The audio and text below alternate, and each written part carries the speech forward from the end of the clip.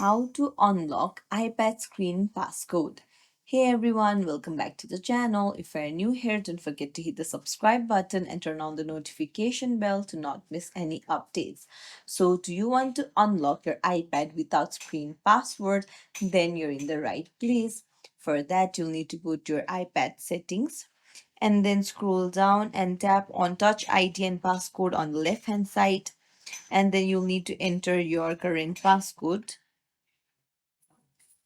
Now you will see there is turn passcode off option, but you can see that passcode is required when Touch ID is set up. So you'll need to toggle off all of the Touch ID.